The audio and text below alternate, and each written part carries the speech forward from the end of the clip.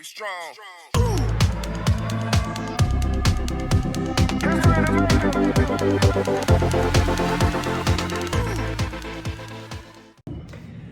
All right, welcome to the Unconventional Trainer. My name is Jim. I'm here with guest trainee Chris. Going to be working with us today, both camera and doing the workout. What we're going to do is I'm going to celebrate because I got a video that's got over 1,000 hits.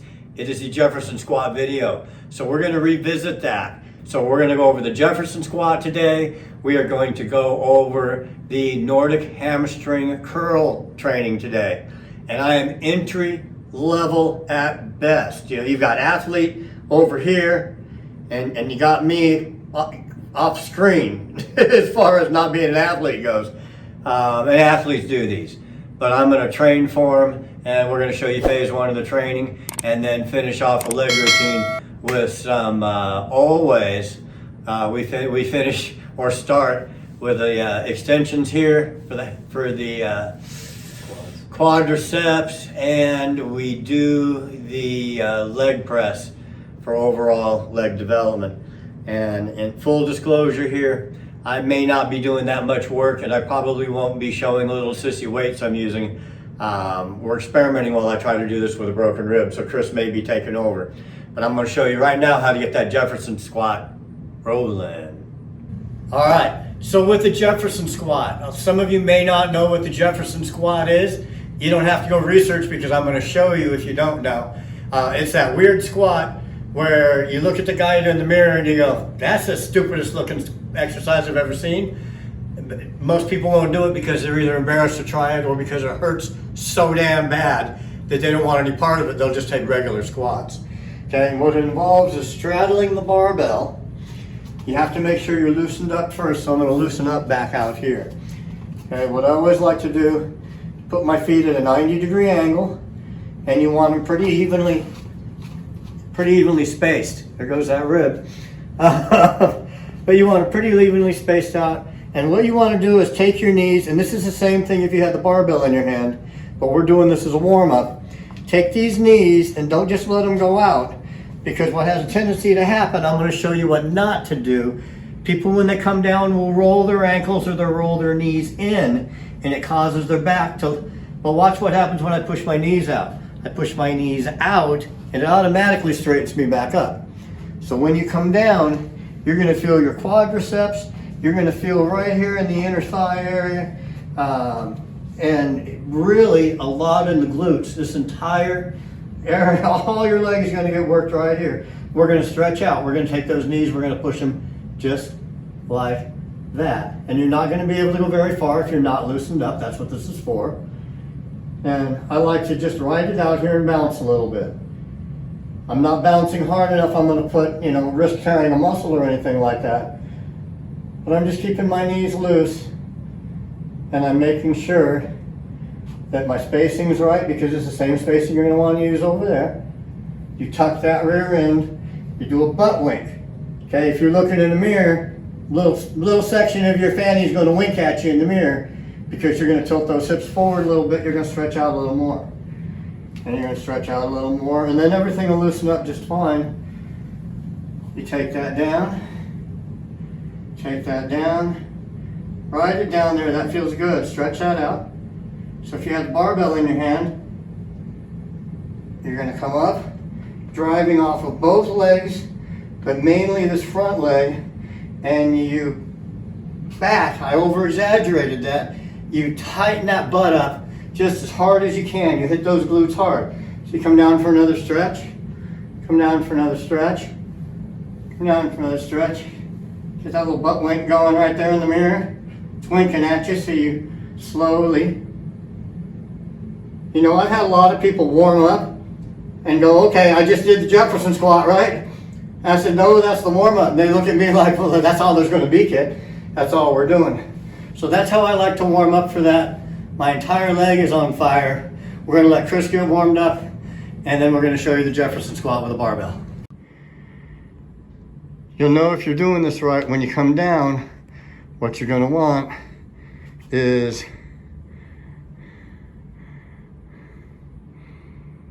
to be as straight as possible with the back, to have everything in line. Your head, your shoulders, your rear end goes back and out a little bit, but you push those knees out.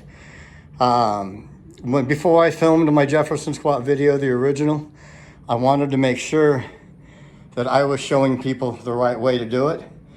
And I was. I did everything just right.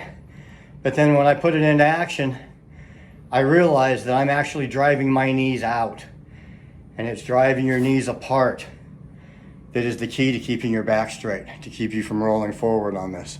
Don't lean forward. Don't lean forward. You want your shoulders back, your head back. And remember, at the top of that motion, you want to kick that back leg hard and front leg hard and squeeze those cheeks together. I got to tell you, Chris, I love the lighting in here. This is awesome. Barbell's marked nicely with a knurl over here, and you want the knurl right about where your heel is, in line. If you can see that right there, boom, that's right in line with that knurl. And you want your heel either a comfortable distance for you. Now I'm going to have to back out of here, so I'm taking a little wide. But you want that heel kind of right in between these two sets of knurls. So anywhere from here forward, depending on your leg length, is where you're going to want this. Right in line with the barbell, right in line with the knurl on the barbell. So if we're going to do this on a rack and it works, step back a little further with this foot. Put your fingers here with an underhand grip. Behind you with an overhand grip. All right? Now we're just going to back that leg up. We're going to keep that barbell in line. We're going to keep those knees bent straight.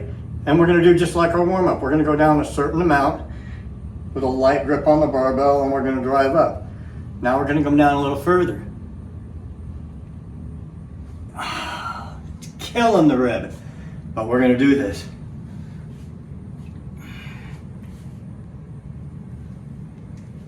Drive. Drive.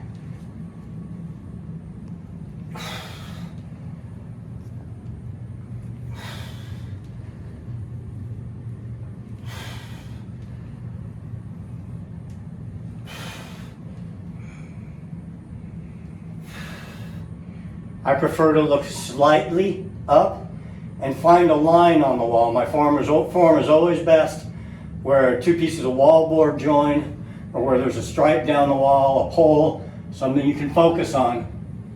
Get down there and get that done. Okay, so back out of there comfortably. If those legs are comfortable distance apart, your feet look good, Chris. Okay, I would say not up so high if you can avoid it with the head tilt. Not quite so high. There you go, there you go.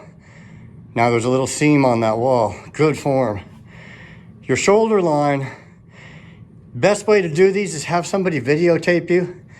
And your shoulder and arm line should be a straight line coming down. It shouldn't be kicked out at an angle. The barbell shouldn't be moved. If that doesn't make sense, your shoulder and your hips start in alignment. And the closer you can keep them to being in a straight line, the shoulder and the hip, the shoulder and the knee, the better off your lift is. Remember to drive those knees out and apart, and it keeps that back that much more straight. Real good form, Chris. Keep it going. Keep it alive. Come on. Come on. Come on, drive. Now squeeze the glutes. We're going to repeat that. We're going to go down. We're going to drive up and back, and squeeze the glute. Give me at least one more, brother. Remember, this is just our first set. This is a warm-up. Light weight.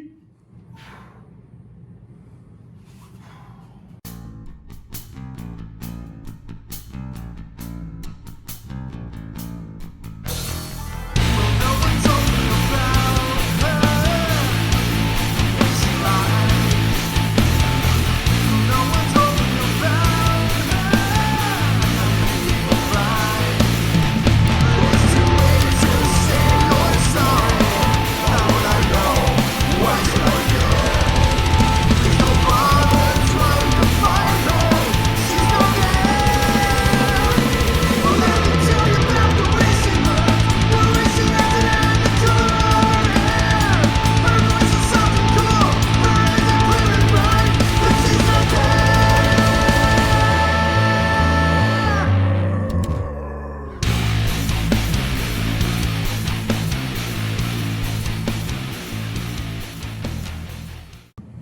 One last thing on your Jefferson squat.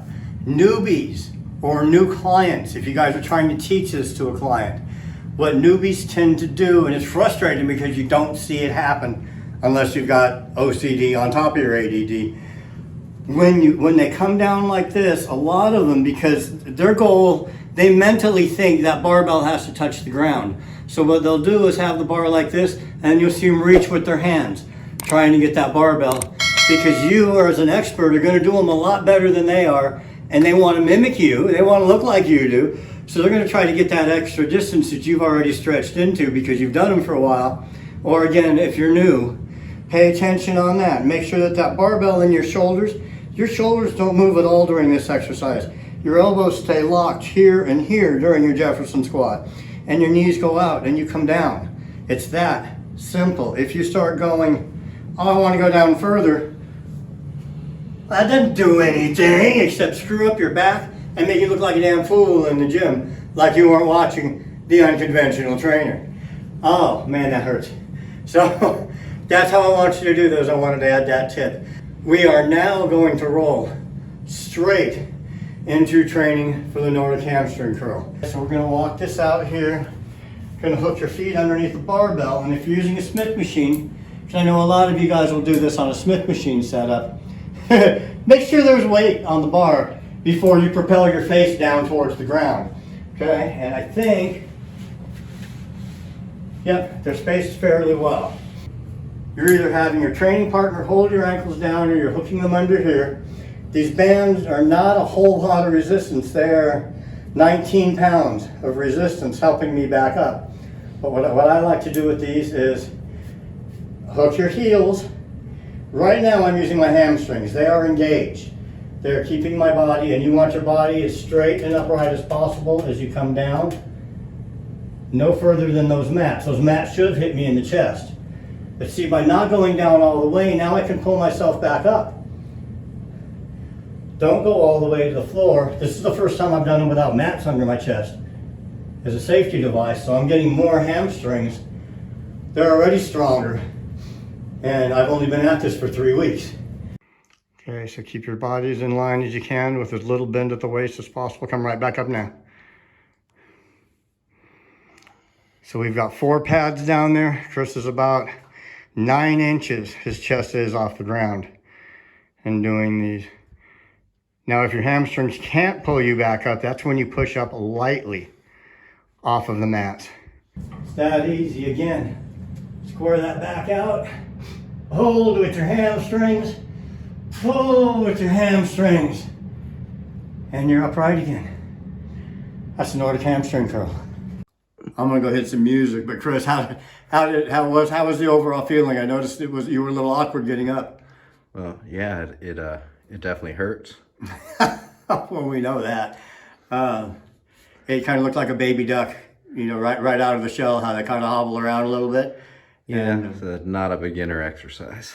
No, it's definitely the hardest hamstring exercise I've ever done. I mean, you can do this and not do hamstring curls and walk out of the gym getting twice the workout as if you did 100 sets of those hamstring curls. Guaranteed. I'm gonna go hit the music. Teach me how to do leg extensions. Go. We're gonna give you a little bit of instruction on leg extensions. It's not baseball. I don't understand. I had one of my former clients, one of my best friends, and a training partner of mine for 2 years, every day but leg day.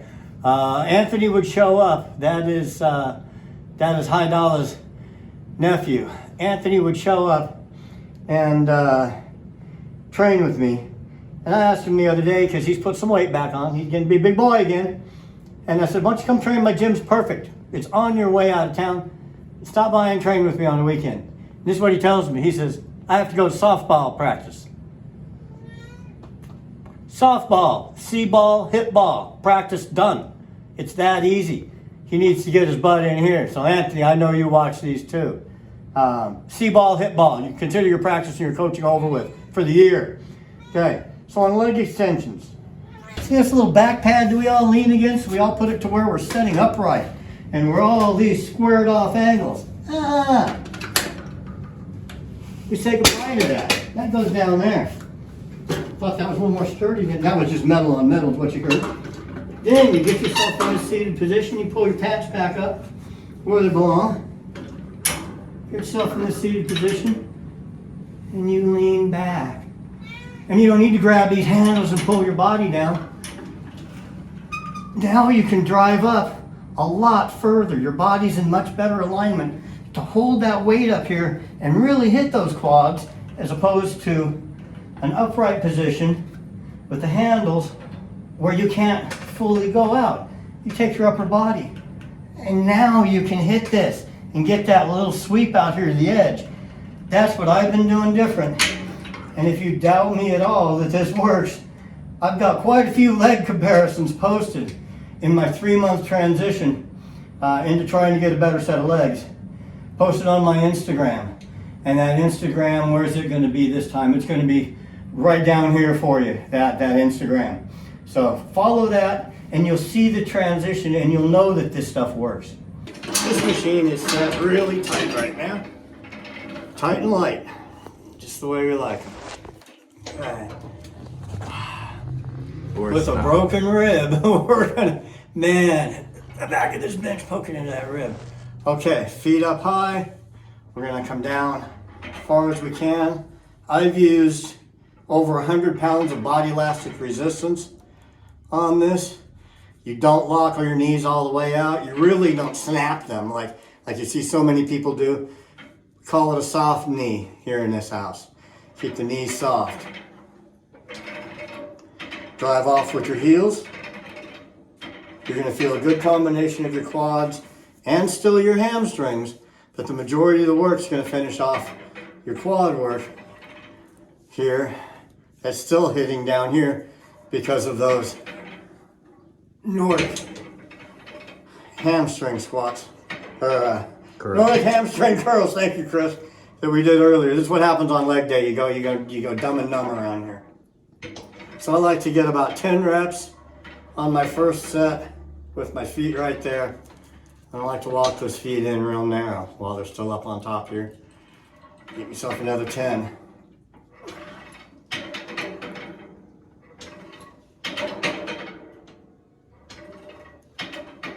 Don't let your knees do that. Really don't push your knees in. Then you go out a little bit, but not too far. Glute work right there when you pause, stretching those glutes out. Glute fires, quads finish.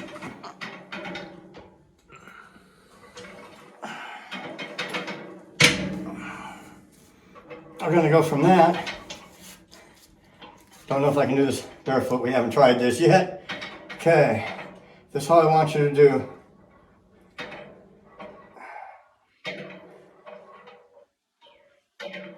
Your calves. I'm pushing, I'm holding my knees so they won't come back anymore. But that's hitting up here. This roundness up on the inside of the calf. It's hitting a totally different angle here than it is here. I'm feeling that more out here. Got an empty gym, just the way we like it. Usually I cut this outro, is what it is called, what I call it anyways.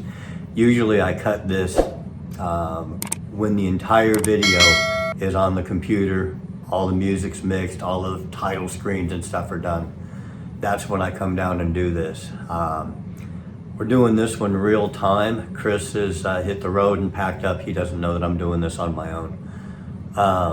He said that I turned every shade from white to purple today, health-wise. I don't know if you didn't watch the previous video on the pregame show for this workout. I woke up and did something fairly stupid nutrition-wise and spent the next 4 hours either on the sofa, the couch, or the bathroom, where my inputs, there's 3 inputs and outputs on your body, and I'll talk about the one I feel comfortable talking about right now. Is usually an input and it became an output just before Chris got here. I'm dealing with a broken rib that's also causing me some nausea anyways, So that was double that, and it hurt twice as bad. Trying to hold the strict form and keep these things for you guys so you could see how they work. Definitely took its toll. So the videos are going to be scheduled at least 1 to 2 a week. That's our goal, is to do 2 a week. But in real life, after this one, I'm taking a few days off. Gonna try to heal some of the stuff a little bit, but I wanted to film this real time so you could actually see this. This ain't so pretty right now. It doesn't. None of it feels real good. But that's the passion about what I do. I want to make myself better and you guys better. It's the only reason that I'm here. Editing that video for me was very difficult yesterday, by the way. I've had some sleep issues because of the rib, and was up until 2:30 in the morning and up at 6 to train my first client. So that's why the sleepiness, none of it is good. But the passion's there, the heart is there, the desire's there. And that's solely because there's no such thing as staying the same. You know you're either striving to make yourself better or you're allowing yourself to get worse. Again, thank you guys. Love all of you HWMFs. You're supporting me. My stats are just completely different with the YouTube analytics. And I have you guys to thank for that. I know you're working for me and I greatly appreciate it. But Boris is here beside me. I'm going back to the sofa, gonna carb up a little bit, eat some rice, something real easy on the stomach, and call it a night. Take care, guys. Love you all. I can't say it. It's habit to say, Chris, roll my title screen. Hey, here. Oh God, Boris, roll my title screen. We gotta go upstairs, buddy. Yeah. Be strong.